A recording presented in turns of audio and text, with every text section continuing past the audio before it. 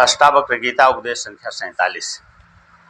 जो मैं स्वभाव से रहित हूँ उस मुझ में कर्तृत्व कर्म कहाँ है और भोक्ता कर्म कहाँ है, अर्थात कर्तापन और भोक्तापन दोनों में नहीं है।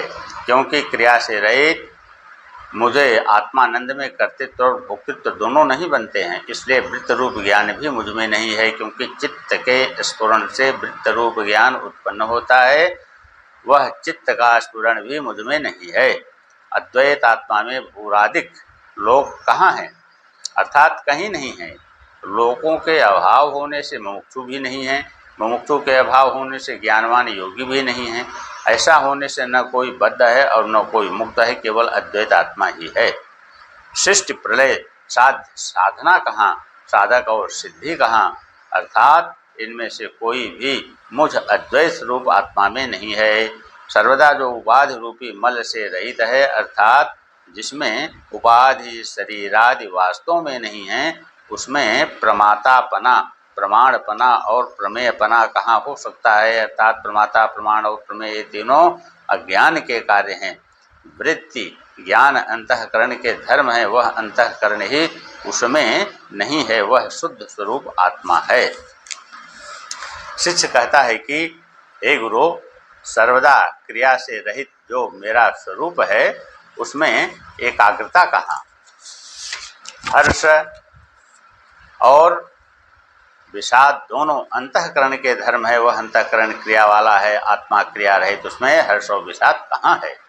सर्वदा जो निर्विशेष अर्थात वृत्ति ज्ञान से शून्य जो मैं हूँ, मुझ में व्यवहार कहाँ है, अर्थात व्यावहारिक पदार्थों का ज्ञान कहाँ है और पारमार्थिक ज्ञान कहाँ है। ये भी दोनों अंतःकरण के धर्म है और सुख दुख भी मुझ में नहीं है, क्योंकि ये भी दोनों अंतःकरण के धर्म हैं।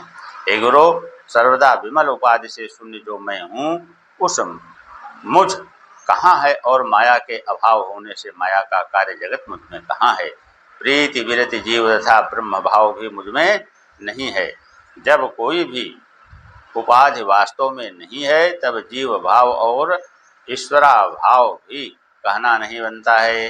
कूटस्थ विभाग से रहित और क्रिया से रहित जो मैं हूँ उस मुझ में प्रवृत्ति कहाँ है और निवृत्ति मुक्ति बंध कहाँ है, अर्थात ये सब निर्विकार आत्मा में कभी भी नहीं बन सकते हैं।